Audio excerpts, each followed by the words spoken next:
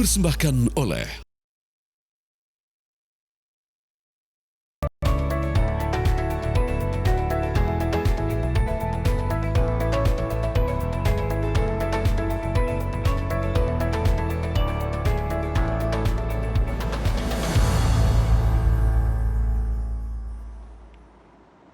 Selamat pagi pemirsa setia TV One, apa kabar? Semoga sehat-sehat selalu ya. Senang sekali saya Aubrey Bear bisa hadir kembali di Coffee Break. Dan pada pagi hari ini kita akan membahas mengenai pengadaan tanah untuk pembangunan infrastruktur negeri.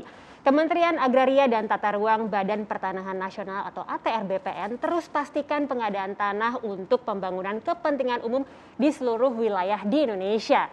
Sebagai salah satu bentuk tindak lanjut telah diterbitkan Peraturan Pemerintah atau PP nomor 19 tahun 2021 tentang penyelenggaraan pengadaan tanah bagi pembangunan untuk kepentingan umum. Dan selama periode 2020 sampai 2021 di bawah kepemimpinan Bapak Presiden Joko Widodo telah dilakukan berbagai macam pembangunan seperti pembangunan Ciawi, Bendungan Sukamahi sebagai solusi untuk banjir di wilayah Jabodetabek Punjur. KEK atau KEK Mandalika untuk mengakselerasi perekonomian masyarakat, pembangunan jalan tol Yogyakarta Solo dan pastinya masih banyak lagi. Dan untuk membahas pengadaan tanah untuk pembangunan infrastruktur negeri, sudah hadir bersama kita di studio TV One Ibu Embun Sari selaku Direktur Jenderal Pengadaan Tanah dan Pengembangan Pertanahan Kementerian ATR BPN. Selamat pagi Ibu Embun. Selamat pagi. Apa kabar Ibu? Alhamdulillah baik sekali, senang sekali saya bisa hadir. Terima kasih ya Bu sudah hadir di studio TV One. Oke Bu, langsung saja Bu, apa peran Kementerian ATR BPN dalam pembangunan infrastruktur maupun proyek strategis nasional yang gencar sekali Bu digalakan oleh Bapak Presiden Joko Widodo? Baik Aubrey, kita ketahui bahwa pembangunan infrastruktur juga ada proyek strategis nasional tadi itu Pak Presiden itu sudah mencanangkan ini sejak 2016. Jadi dengan Perpres 3 tahun 2016 diperbaharui beberapa kali sampai terakhir itu ada Perpres 109 tahun 2020. Dan juga disempurnakan lagi dengan PP 42 tahun 2021. Jadi tentang kemudahan PSN, program strategis nasional tadi. Jadi ada 208 PSN proyek dan ada 10 program. Ini untuk memastikan bahwa proyek-proyek yang bersifat strategis ini dapat berjalan dengan baik. Dan kita ketahui tadi dari seluruh proyek untuk infrastruktur dan PSN ini semuanya di atas tanah. Di atas tanah tentu saja membutuhkan tanah. Betul. Jadi kami Kementerian ATR BPN sesuai dengan Perpres 47 tahun 2020 adalah lembaga negara yang menyelenggarakan urusan pertanahan, agraria dan tata ruang. Jadi kami harus memastikan lahan untuk PSN tadi, infrastruktur tadi harus tersedia. Dan di samping itu kan ada tata ruangnya. Betul. Pembangunan itu harus sejalan dengan tata ruang.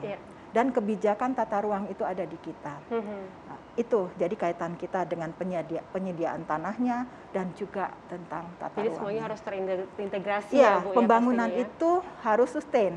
Harus sustain berarti tidak boleh mengabaikan lingkungan dan harus sesuai dengan tata ruang. Nah, tapi Bu Men, mengapa lembaga pengadaan tanah ini berperan sangat penting dalam rangka mendukung pembangunan infrastruktur tadi?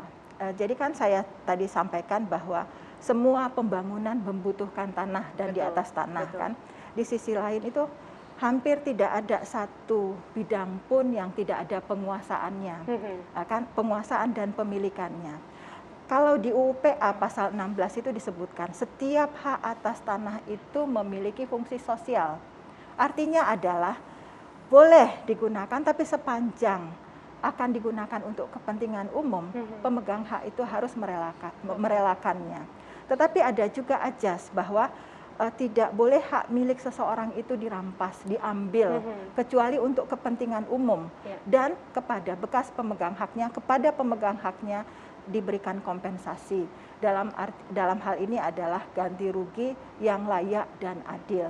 Jadi pengadaan tanah adalah untuk memastikan lahan itu tersedia melalui ganti rugi yang layak dan adil tadi. Oke, jadi ada ganti rugi dari pemerintah Ya, pastinya ya Bu ya. tidak boleh sewenang-wenang. Diambil gitu aja ya Bu diambil, ya. dirampas Oke. begitu saja, itu haknya orang. Oke, nah tapi bagaimana Undang-Undang Nomor 11 Tahun 2020 tentang Cipta Kerja ini dapat mengakselerasi pelaksanaan pengadaan tanah, Bu? Jadi kalau saya bilang tadi kan, saya belum bilang mungkin ya, ini pengadaan tanah bagi pembangunan untuk kepentingan umum itu kita laksanakan berdasarkan Undang-Undang 2 Tahun 2012. Di masanya undang-undang ini sangat fenomenal, karena kan dikenal ganti rugi yang layak dan adil. Kalau dulu waktu masih Perpres 36 2005, 65 2006 itu orang pakai standar NJOP. NJOP itu kan hanya untuk perpajakan, bukan nilai pasar, jadi belum memenuhi kaedah layak dan adil tadi. Dan itu juga ada ruang musyawarah. Kalau dari sisi pemerintah itu kan berusaha untuk menekan serendah mungkin. Sesuai NJOP, kalau di atas itu nanti dihitung markup, indikasi kerugian negara. Kalau dari masyarakat kan nggak mau. Pasti pengennya di atas NJOP ya Bu di ya. atas. Akhirnya itulah Undang-Undang 2 2012 itu dikenal harga itu ditetapkan oleh yang profesional di bidangnya, kalau kita sebut penilai publik. Nanti kita bahas lagi itu di belakang. Dan dengan bukan hanya masalah uang ganti kerugian saja. Jadi selama berjalan pengadaan tanah mulai 2012 itu dengan 2012 permasalahan lain juga kan banyak ya, dinamikanya karena tanah ini terbatas. Sementara kan yang butuh untuk aktivitas itu banyak. Jadi kendala-kendala yang kita temui selama 2012 sampai dengan sekarang itu kita carikan solusinya. Kemudian kita tuangkan dalam Undang-Undang Cipta Kerja. Jadi Undang-Undang Cipta Kerja khususnya di pasal 122, 123 bab pengadaan tanah itu ada 10 ketentuan. Apakah itu dirubah, dihapus atau diatur kembali untuk memastikan pengadaan tanah ini dapat berjalan dengan lancar. Kalau pengadaan tanah berjalan dengan lancar, infrastruktur PSN tadi dapat terbangun dan akhirnya berujung ke peningkatan kesejahteraan masyarakat. Oke, baik. Menarik sekali, tapi kita masih akan terus membahas mengenai pengadaan tanah untuk pembangunan infrastruktur negeri. Tapi kita jeda dulu, jangan kemana-mana, tetap di Coffee Break. Nggak bisa.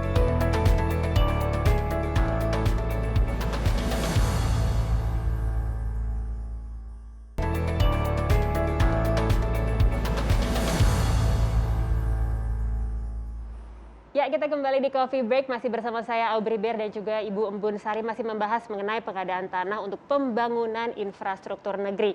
Oke, Bu Embun, bisa jelaskan Bu mengenai tahapan penyelenggaraan pengadaan tanah bagi pembangunan untuk kepentingan umum tadi, Bu? Baik, pengadaan tanah bagi pembangunan untuk kepentingan umum ini terdiri dari 4 tahapan. Tahap ya, Bu ya? Mulai dari perencanaan. Kita tahu kan perencanaan, persiapan, pelaksanaan, dan terakhir penyerahan hasil. Kita tahu sekali bahwa perencanaan itu mewarnai ya 50%-an lebih lah ke produk ya, ke hasil akhir. Jadi perencanaan itu betul-betul harus matang dan berkualitas. Perencanaan ini mulai dari memastikan, tadi kan saya sudah sebut bahwa pembangunan ini harus sejalan dengan tata ruang. Dan di kita itu ada kegiatan, ada KKPR, kesesuaian kegiatan pemanfaatan ruang. Kemudian juga harus dipastikan bahwa rencana pembangunan ini harus sejalan dengan RPJMN, kan sudah ada rencana pembangunan jangka menengah kita, sudah ada Renstra Kementerian, sudah ada juga RKP, rencana kerja pemerintah, harus sejalan, tidak boleh melenceng gitu kan. Dan kemudian dalam membuat dokumen perencanaan pengadaan tanah ini harus dilakukan studi. Jadi tidak gampang, ada studi kelayakan lokasi, ada studi analisis dampak lingkungan dan sosial, ada studi cost and benefit ya, studi terkait dengan biaya dan manfaat yang akan diberikan pembangunan itu kepada masyarakat wilayah tersebut. Jadi itu harus dipastikan, dan studi-studi lain yang dianggap penting kemudian dituangkan dalam satu dokumen perencanaan pengadaan tanah. Dan itu bisa melibatkan instansi Kementerian ATR BPN dan juga instansi terkait lainnya, agar itu betul-betul berkualitas.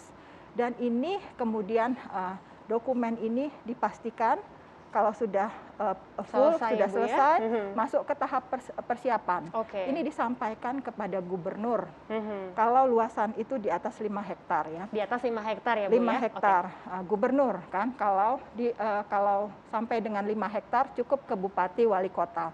Nanti pemerintah daerah ini, gubernur, bupati, wali kota akan memverifikasi dokumen itu. Sudah layak, kalau belum ya harus disempurnakan. Kalau ternyata sudah, selanjutnya gubernur, bupati, wali kota akan membentuk tim persiapan namanya.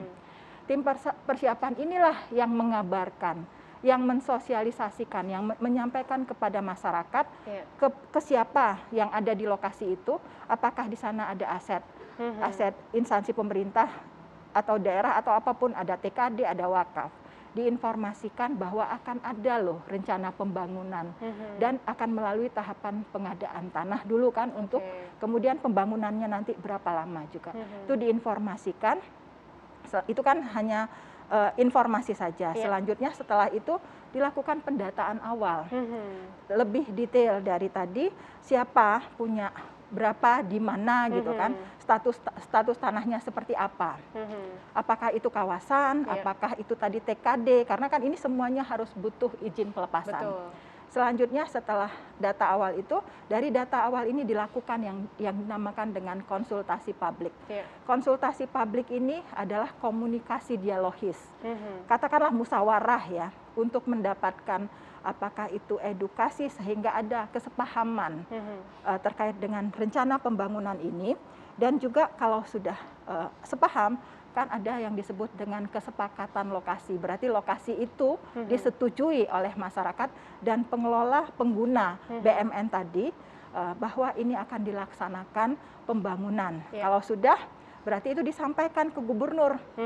Di masa itu nanti izin-izin izin-izin pelepasan itu akan ditempuh.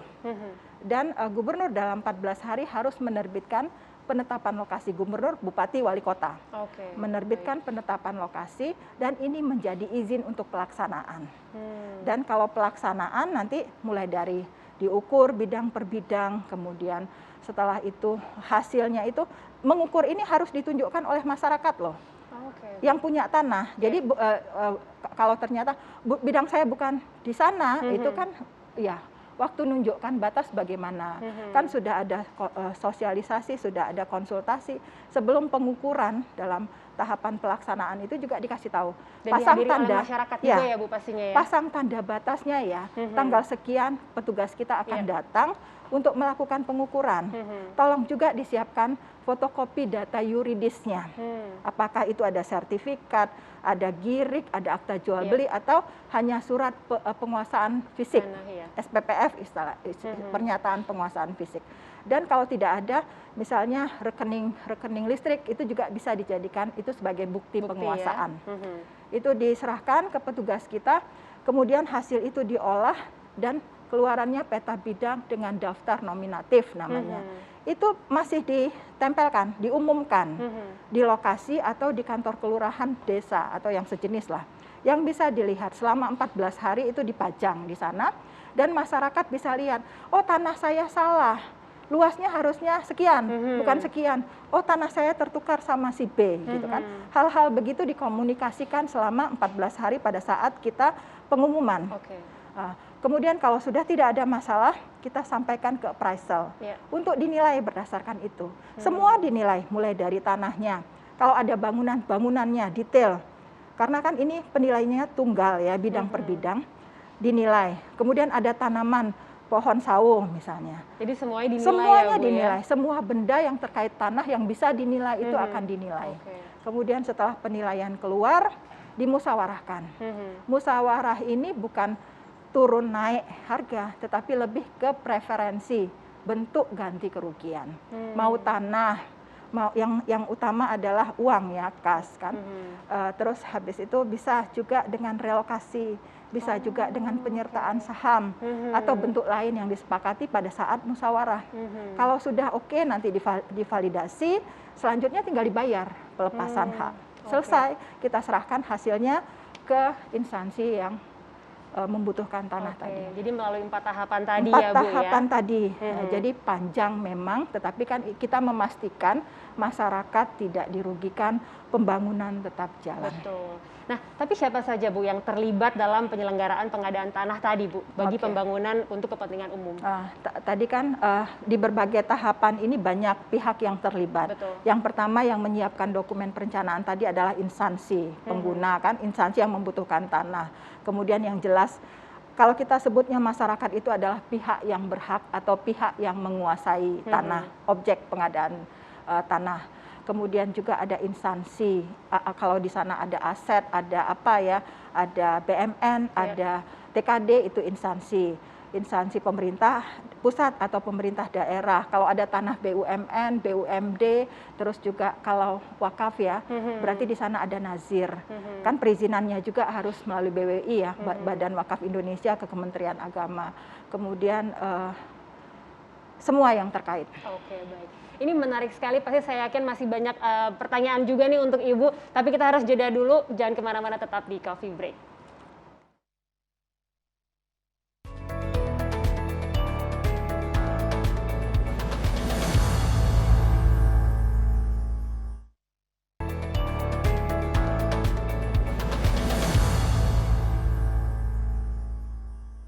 Ya, kita kembali di Coffee Break, masih bersama saya Aubry Ber dan juga Ibu Embun Sari, masih membahas mengenai pengadaan tanah untuk pembangunan infrastruktur negeri. Oke, tadi kan Ibu sempat menjelaskan mengenai konsep ganti kerugian ya Bu ya. Mungkin bisa dijelaskan apa sih Bu sebenarnya yang dimaksud dengan konsep ganti kerugian dalam pengadaan tanah bagi pembangunan untuk kepentingan umum Bu? Baik Aubry, saya kan sudah sampaikan bahwa undang-undang mengharuskan kita boleh hak orang terambil ya untuk kepentingan, tapi untuk kepentingan umum. Dan itu harus mendapatkan kompensasi. Dalam artian dalam hal ini adalah ganti rugi yang layak dan adil. Kan ada profesionalnya, ada penilai publik. Penilai publik itu adalah maaf, orang perseorangan yang secara profesional dapat menilai dan independen.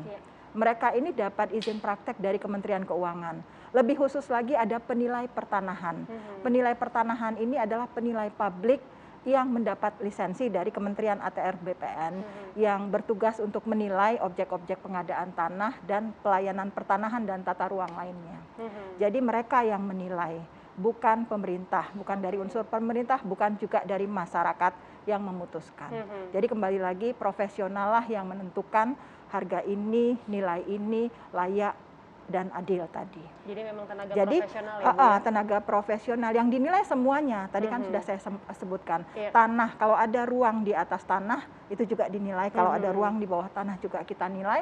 Bangunan, benda-benda lain atau apapun yang bisa dinilai terkait tanah itu akan dinilai oleh appraisal atau penilai pertanahan tadi. Untuk mendapatkan harga yang layak dan adil. Itu berdasarkan nilai pasar loh, bukan NJOP tadi. Jadi tidak sesuai dengan NJOP, mungkin bisa di atasnya juga ya Bu ya, tergantung dengan tergantung lokasi lokasinya. Ada kan lokasi yang memang harga pasarnya itu jauh di atas NJOP. Tetapi tidak menutup kemungkinan juga ada daerah yang NJOP-nya ketinggian. Jadi kita tidak pakai itu. Kita pakai adalah nilai wajar, nilai pasar.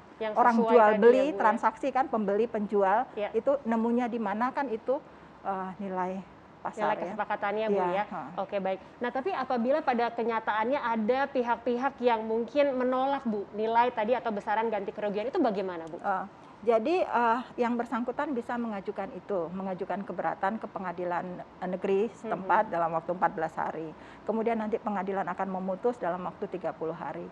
Kalau ternyata masih ditolak juga hasilnya, itu kita ada namanya lembaga penitipan ganti kerugian atau konsinyasi. Kita titipkan ganti kerugiannya di pengadilan negeri. Jadi memang ada tahapan selanjutnya. Ada tahapan selanjutnya. Jadi intinya adalah kan sudah jauh sekali kita menempuh dari perencanaan, persiapan sampai pelaksanaan. Itu kan jangan sampai stagnan, jangan sampai tidak bisa lanjut. Kan itu kan harus ada solusinya, harus ada way out-nya karena pembangunan tidak bisa menunggu. Betul sekali. Nah, tapi pihak mana saja sih Bu sebenarnya yang dapat menggunakan undang-undang pengadaan tanah? Yang bisa menggunakan undang-undang pengadaan tanah instansi yang jelaskan, apakah itu instansi pemerintah pusat atau daerah.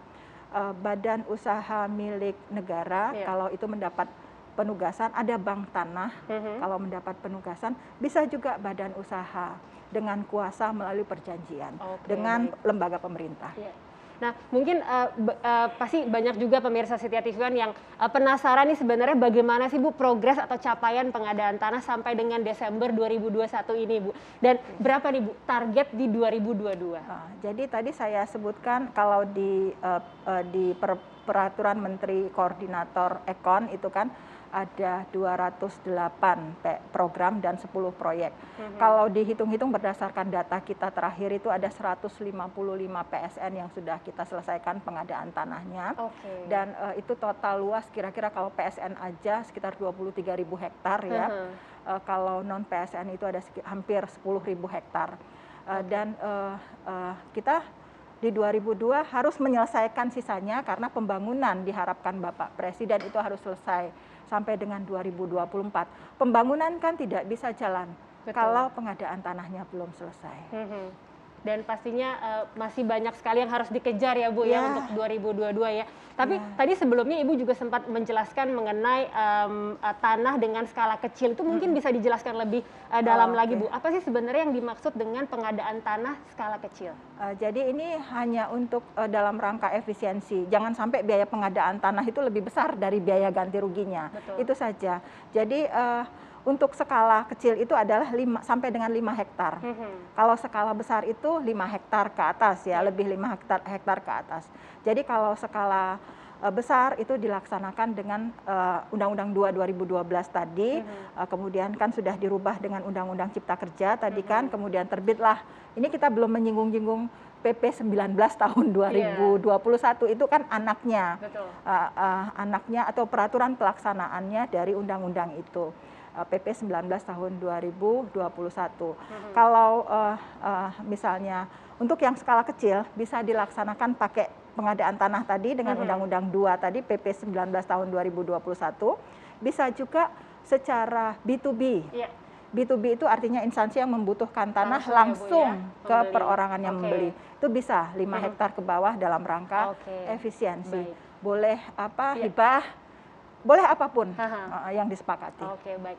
Terima kasih Ibu Umbun Sari, sangat jelas sekali penjelasannya mengenai pengadaan tanah untuk pembangunan infrastruktur negeri. Terima kasih sekali lagi Bu. Terima kasih kembali Aubrey. Stay safe and stay healthy ya Bu ya. Oke baik pemirsa Setia TV One, terima kasih telah menyaksikan Coffee Break dan jangan lupa untuk terus saksikan Coffee Break di hari dan jam yang sama. Saya Aubrey Ber pamit undur diri. Sampai jumpa.